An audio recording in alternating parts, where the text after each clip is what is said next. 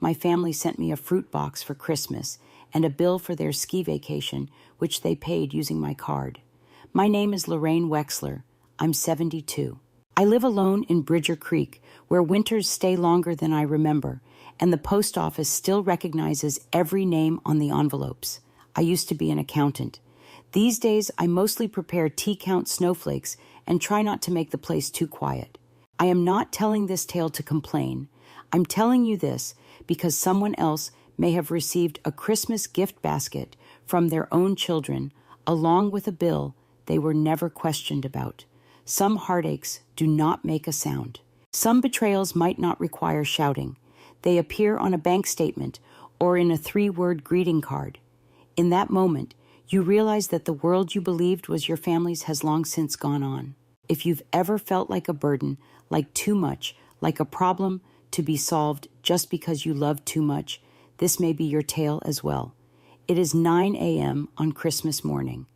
On the snow-covered porch, I picked up a crumpled fruit bouquet and a note that had only 3 words, tranquil. The kids, no Merry Christmas, no Mom. There is no name except then the fading corporate print in the lower corner, Shady Mountain Fruit Baskets Company, a service for delivering gifts in bulk. Always Run offers last-minute savings. I hoisted the basket. The apples were already shriveling and seemed heavier, as if they had something older inside. I put it down on the kitchen table. The melting snow created a damp ring on the wooden surface. The plastic wrap had a slight chemical fragrance that mixed with the frigid air, making me cringe. The coffee pot on the counter was still buzzing. I'd left it on since early morning, not for anyone, but out of habit. Most years, I'd make cinnamon waffles, turn on classical music, sit by the window, and wait for someone to call. However, this year, there were no waffles.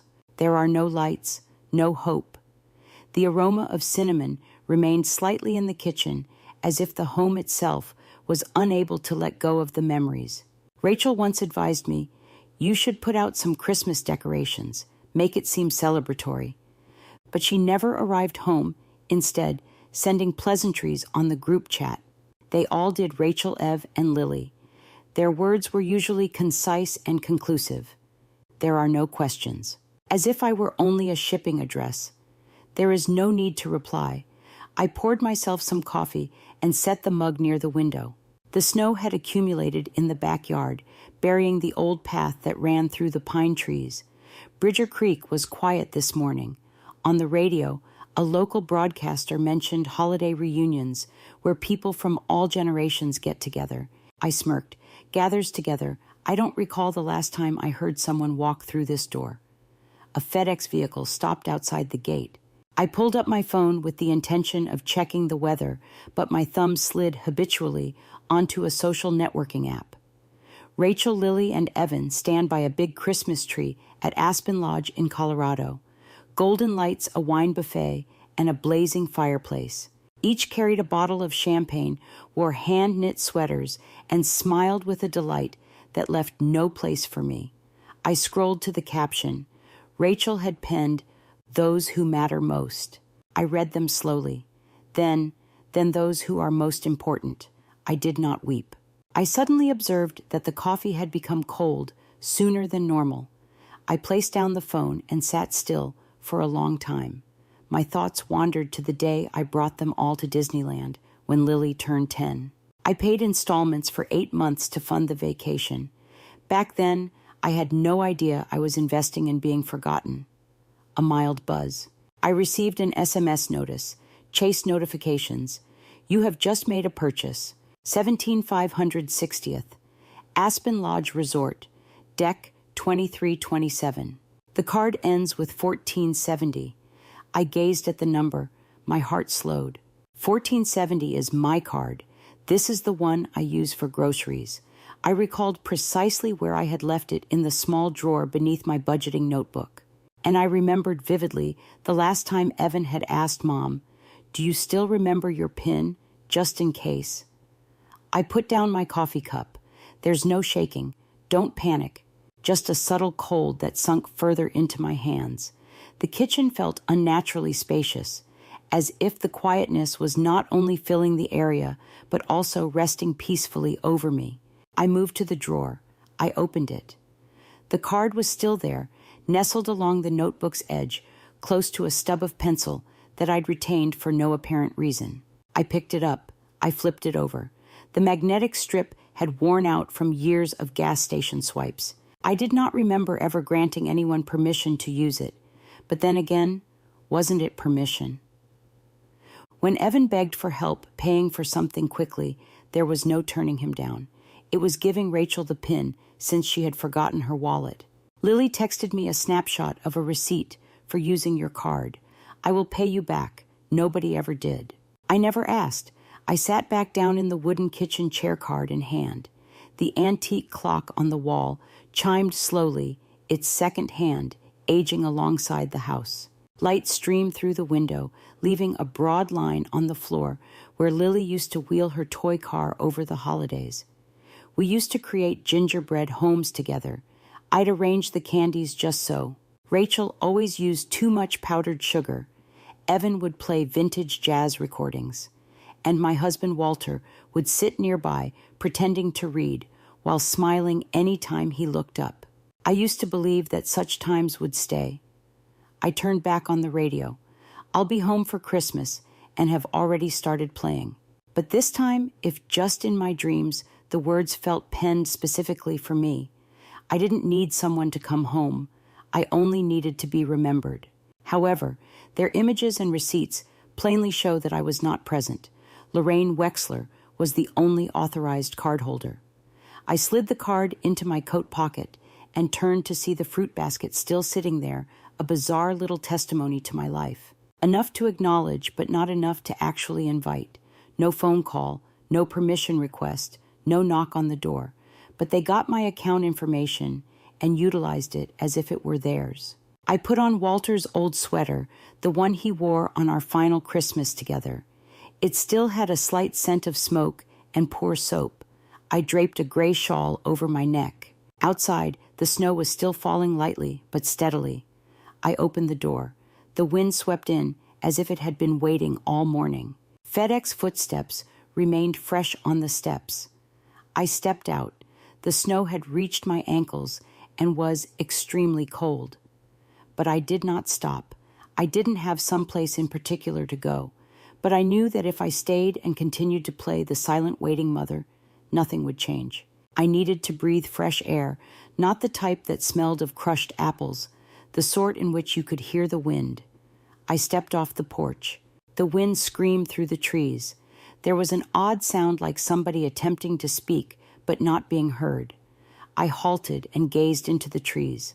And for the first time in years, I didn't feel abandoned. I felt like I'd finally stepped out. I used to feel that if I never asked for anything, my children would keep me in their hearts. However, the invoices continued to arrive for the last 2 years.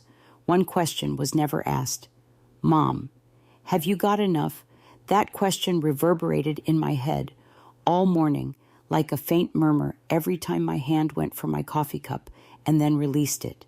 The rising steam clouded the air, blending with the pungent aroma of melting snow outside the porch. I sat on the wooden chair, my back aching from the night before after spending too much time organizing the old file bin. My spouse used to call it the evidence suitcase. He never liked how many papers I saved, but knowing everything was easily accessible made me feel secure. Bill's assertions, health insurance documents, and an unused airline ticket to Kansas, dated 1994.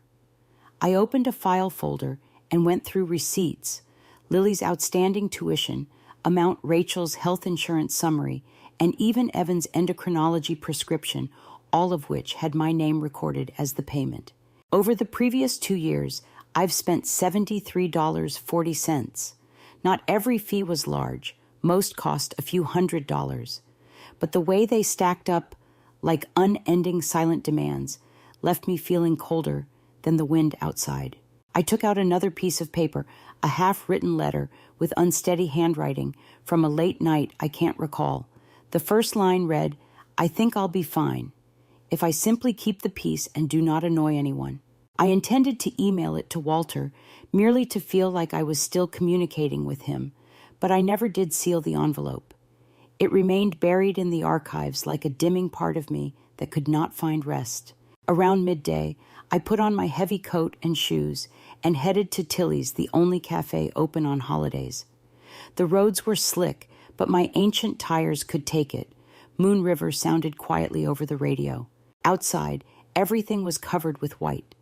A pine tree hung over someone's porch, its star slanted to one side. Tilly's was quiet. Bob sat at his normal back table, wearing his cowboy hat as usually. Doris waved as I stepped in. "Has anyone stopped by?"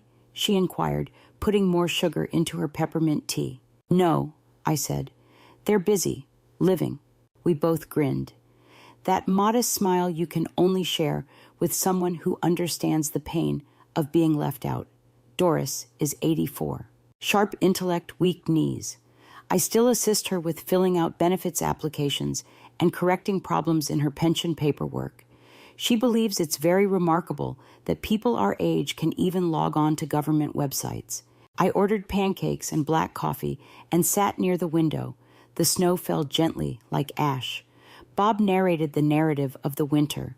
The highway froze, and for 3 days, the community ate only potatoes.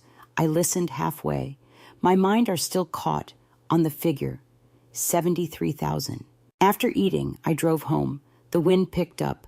The sun was out, but it provided little warmth. I entered, hung up my coat, took off my shoes, and proceeded to the desk near the window. My ancient laptop takes 2 tries to boot up. I launched the browser and logged into the bank. They were still using the same UI. I knew every tab and every click. 3 names flashed on the screen. Evan Wexler, I am an authorized user. Rachel Pierce, I am an authorized user. Lily Wexler, I am an authorized user. I gazed at those words with neither wrath nor grief, just a hollow familiarity. Imagine opening an old room and discovering that someone else has emptied away your possessions long ago. I gently moved the pointer from one name to the next. Evan, Rachel, Lily.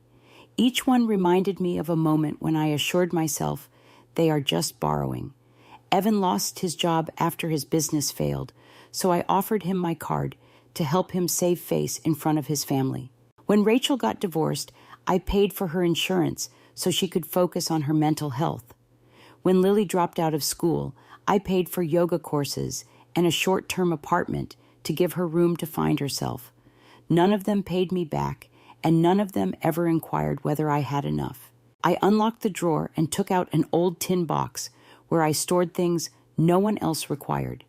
But I have statements, letters, and receipts. Inside was a notepad with a list of every cost I'd ever spent for my children. The final page displayed the total $73.40. I didn't save it to carry a grudge. I kept it as a reminder of how many times I had placed others ahead of myself. I put my hand on the mouse. A little box appeared beside Evan's name. Remove the authorized user. The pointer lingered. My hands did not quiver, just felt heavy. My gaze fixed on the term authorized. Permission was given. And who provided the permission? I did. So if things had gotten far beyond what I had planned, it was up to me to reclaim control. I clicked. A confirmation appeared. Are you certain you want to delete this family member's access? I read the word slowly, as if it were a farewell you had written but never sent. I clicked. Yes, Evan's name disappeared, then Rachel's, then Lily's. Each click seemed little, yet it left a big void within me. Not because I regretted it, but because I never imagined I would do it. I never imagined severing any ties with my children.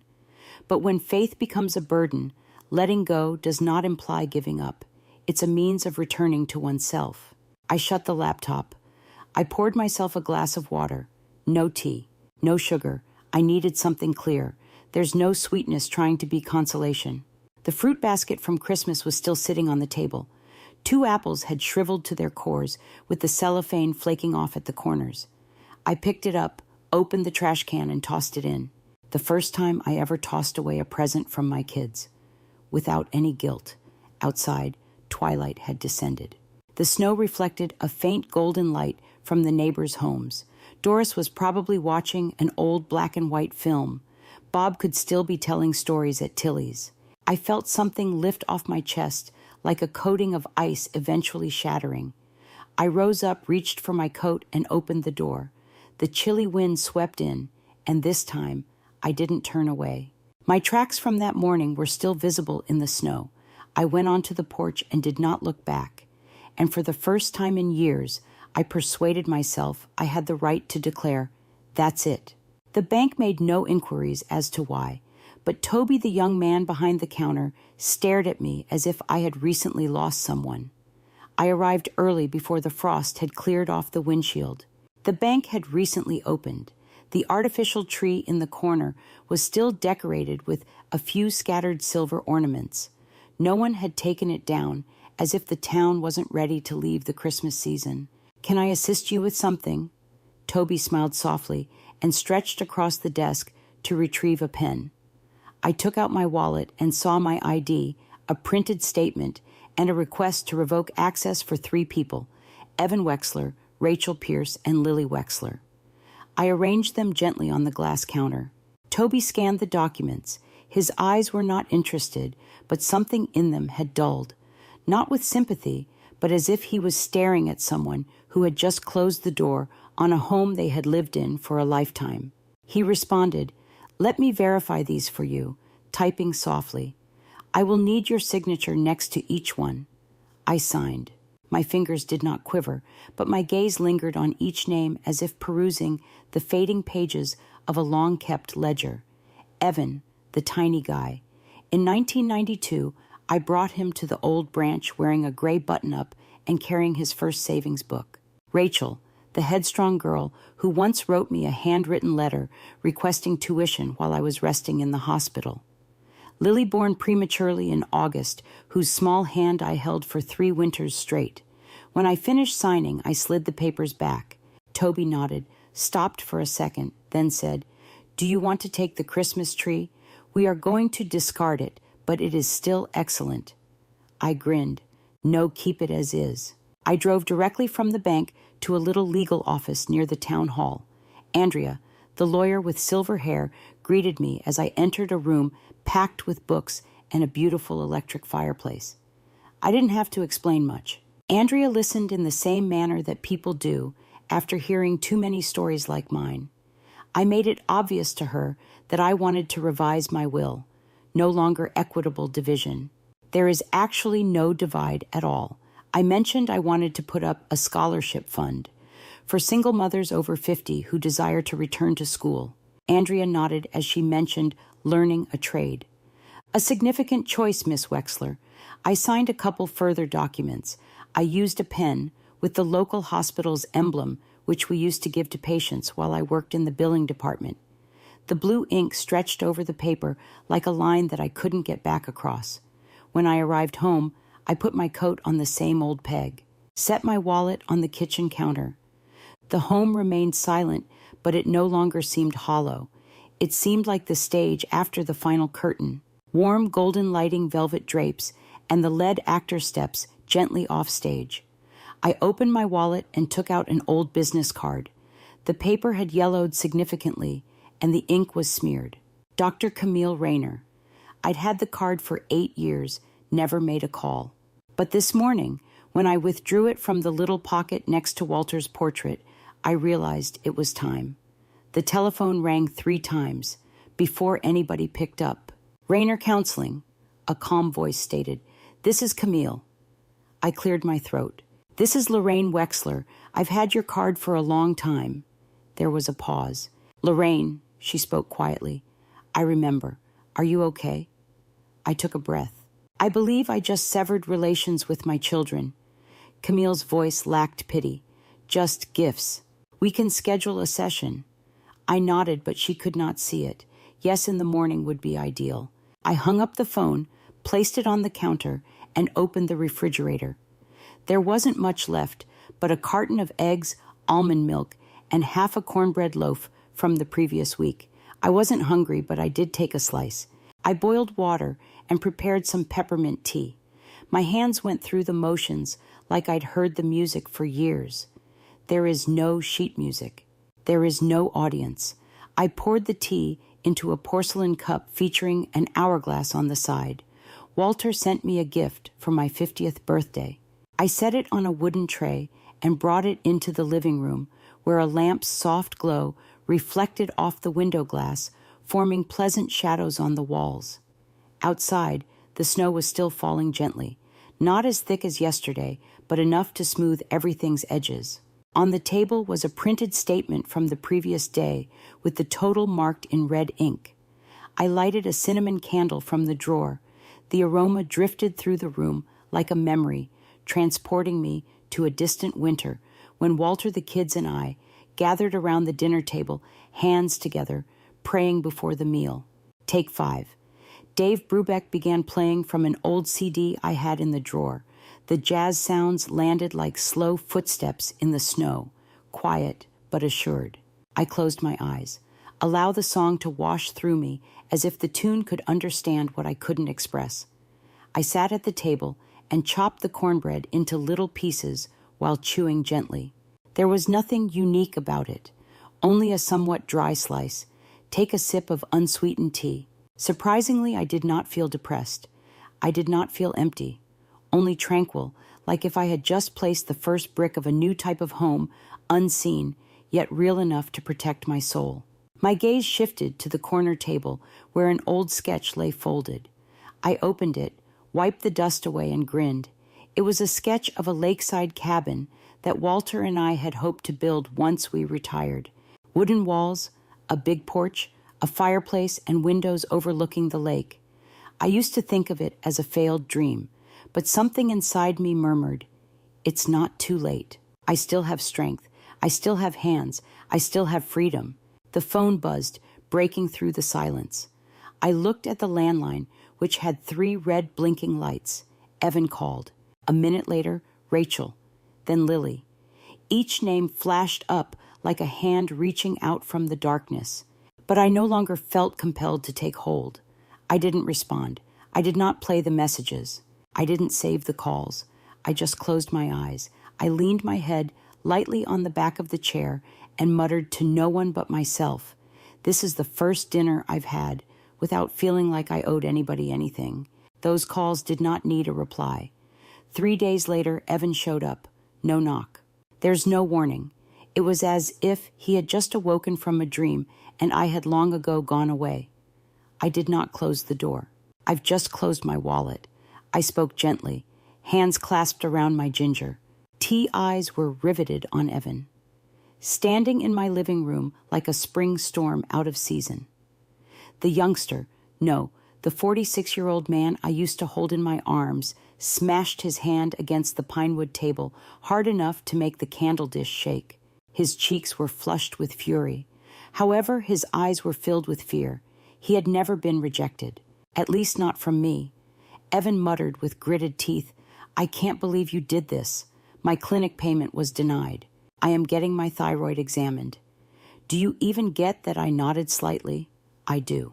But the card now just has one name on it, mine, and I'm not letting anyone else use it. Evan sneered. "You think this is fair?" I did not respond. Instead, I went for another slice of dried ginger and placed it in my tea. The steam rose harsh but relaxing. The phone vibrated on the table. Rachel was calling on video this time. I didn't respond. I let Evan see her face on the television for himself. "Mom, what is going on?" Rachel questioned, her lips tense and her camera wobbling as if she were strolling along a restaurant corridor.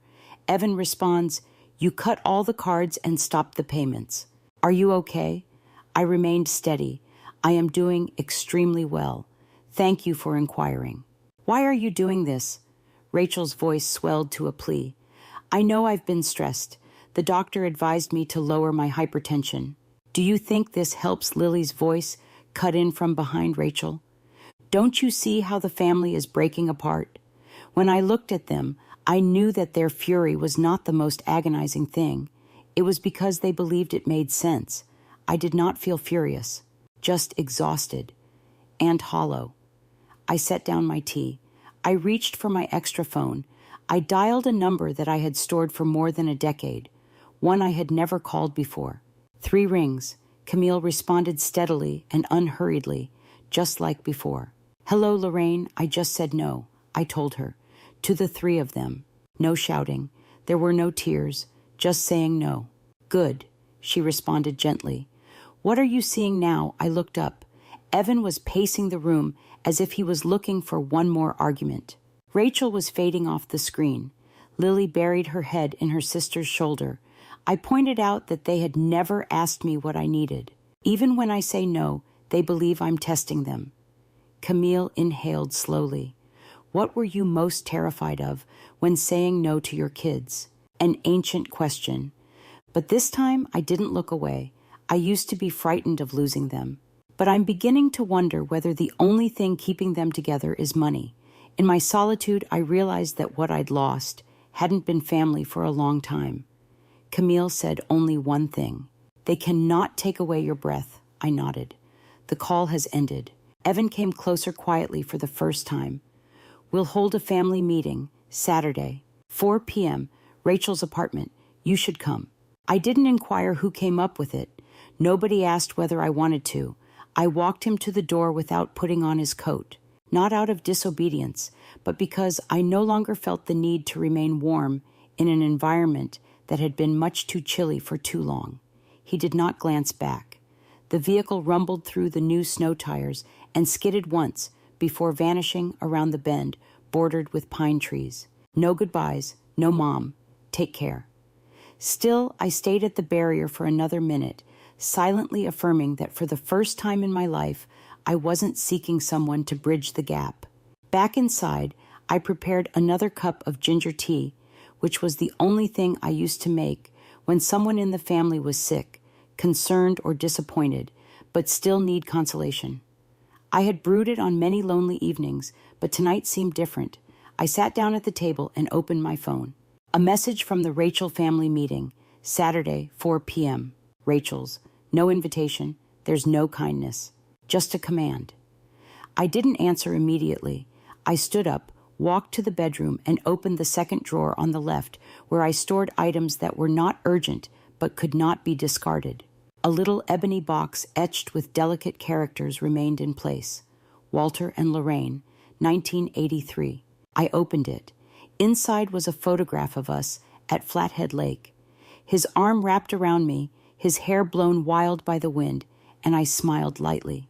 His light gray vacation coat lay beneath it. I straightened out the creases and tried it on. It still fits. Still felt heated. I approached the mirror. My hair was now silver. There are no more gentle waves as previously. But there was something in me that I had never noticed before. Not defiance, but calmness. I sat at the vanity. A red notepad sat beside me where I had previously scribbled down cookie recipes, medical phone numbers, and Walter's meds. On the last page, I wrote a sentence for my 71st birthday. "If no one defends you, do not forsake yourself." I closed my eyes. Camille's voice rang faintly in my head. "Do you think that forgiving them will alter anything I used to think so? Now I don't. I am no longer hopeful that others will change. I live like this. I'm no longer breaking promises to myself." The phone vibrated again. "Rachel, I hope you arrive with an open heart." I read the message. No frown. No smile. I just removed it. No response. I'm no longer the mother who always showed up to preserve the peace at the dinner table. None of the 3 inquired whether I wanted to attend the meeting. They merely chose the moment. I decided where to go. As if I were a system error, something that should be handled immediately is not elegantly done and then ignored. I came on time. It's not early. It's not late. Rachel resided in a townhouse in one of the newer housing estates. Bright white aligned in exact rows, with each window identical. I double-checked the address 3 times to ensure its accuracy. The door opened. No greetings. No hugs. Rachel turned away abruptly and said, "Come in, we're waiting." I stepped inside. Even with my fur-lined shoes, the laminated flooring seemed frigid. A cheap candle on the table gave out a slight vanilla aroma. More smoke than scent. The living room resembled a magazine cover, white walls, beige sofa, a glass coffee table, but not a single family photo. There is no evidence that an elderly mother ever visited. The supper table was set, but nobody was eating, just a glass of water and an open notebook. The page is blank, as if this meeting were an official intervention. Rachel began, "Mom, I'm not saying anything to judge you. We're merely concerned about you." I nodded. "Worried about me?" "Yes. You turned off all financial access without informing anyone. Do you understand how this affected us?" Evan jumped in annoyance, raising his voice. I only needed a little help. As always, what's wrong with relying on our mother Lily, sitting at the end of the table? Spoke quietly. "We believe you could be going through something, a crisis. Maybe it's age-related." I glanced at all three of them. Their faces still had traits that I used to appreciate. Rachel has almond eyes. Evan has a high forehead. Lily's mouth trembled as she wept. However, I no longer regarded them as lost children in need of supervision. I reached inside my backpack, retrieved a stack of documents, and placed them on the table. Here are the receipts I preserved.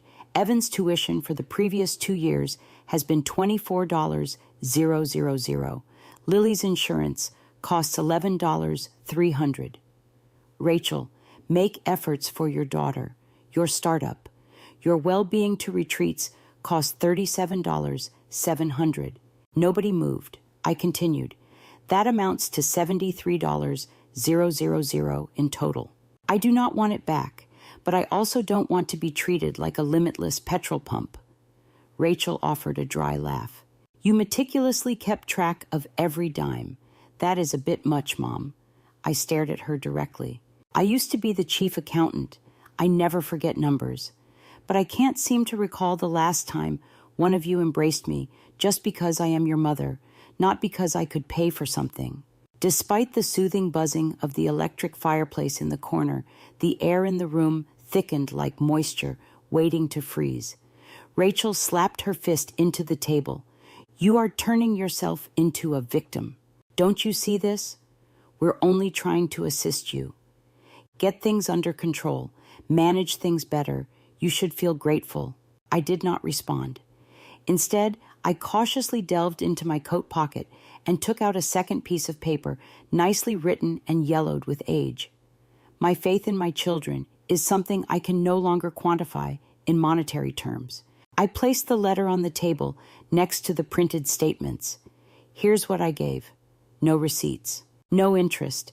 But now I think I should reserve a bit for myself. Evan leapt up from his chair. So do you believe we're simply freeloaders now? His voice broke, sounding something between shame and wrath. I remained calm. I spent money to raise 3 individuals. However, love is not a lifetime membership. Lily broke into tears. She cried real tears, as she did when she was put to the corner for stealing cookies as a youngster.